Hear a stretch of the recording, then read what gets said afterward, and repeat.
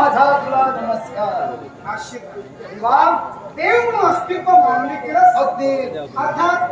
अर्ध्या अधिक माझं कार्य पूर्ण झालं पण देवा मी तुला देव म्हणून नमस्कार केला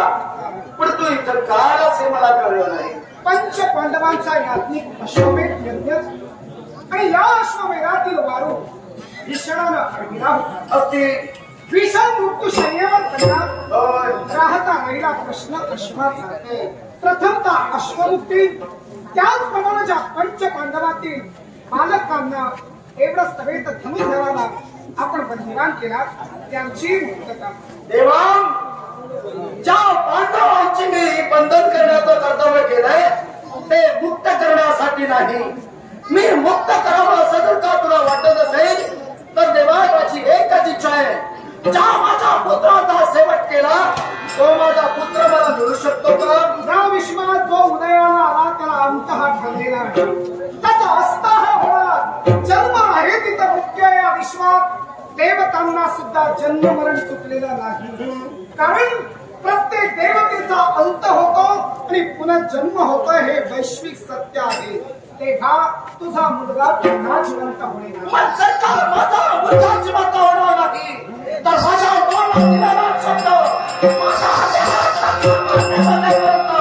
अश्वाची मुक्तता होणे नाही नवे भक्ता प्रयच्छती माझ्या भक्ताचा कधी नाश होणार नाही राहता राहिला प्रश्न प्रत्येक माणसाच्या देहातील आत्मा हा शाश्वत आहे जो आत्मा 184 जीवयोनीचा प्रवास करतोय 21 लक्ष स्वेदज 21 लक्ष अंडज 21 लक्ष जारज आणि 21 लक्ष उद्भिज अर्थात तुझ्या मुलाचा नाश झाला तरी त्याचा आत्मा जीवनाच्या प्रवासासाठी मोकळा झालाय तेव्हा तीच घटना तुझ्या बाबतीत उद्भवता कामा नये आणि जर का तुला या विश्वात जिवंत राहायचं असेल तर देव तुला सूचना हे देवा या जगात माझा सौभाग्य माझ्यापासून हिरावला गेलं हिरावला गेला मग मरणा दगडाची भीती या शाळेला तू त्यांच्या बरोबर मारला नाही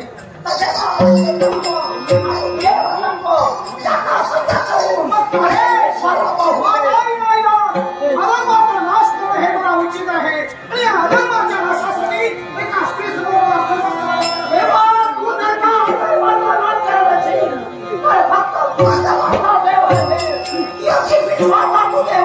ही भ्रामक कल्पना आहे मी अखिल विश्वाचा देव आहे विश्वाचा आहे त्या विश्वात मी नाही झाले निश्चितच मग बकासुराचा मृत्यू उद्भवला याला कारण कुठलं होतं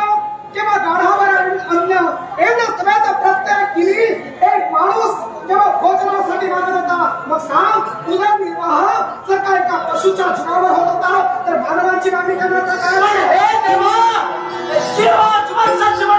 जीव दुसऱ्याच्या जीवावर अवलंबून आहे हे मी तुला सांगण्याची गरज नाही पण त्या मानवानी जर का ते मान्य केलं नसतं तर आमचा सौभाग्याचा गरी आपल्या बुकेच्या क्षमणासाठी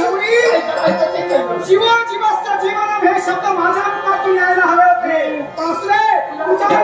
सूत्र दिसले पण लक्षात ठेव ही भावना कल्पना असेल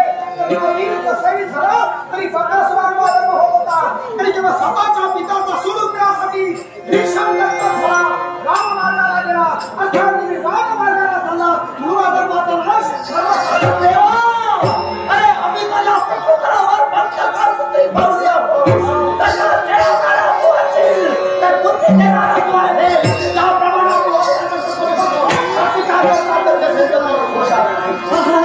यशोमती मैया से बोले नंदलाल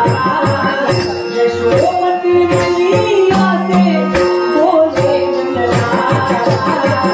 राधा क्यों बोली मैं क्यों राधा क्यों बोली मैं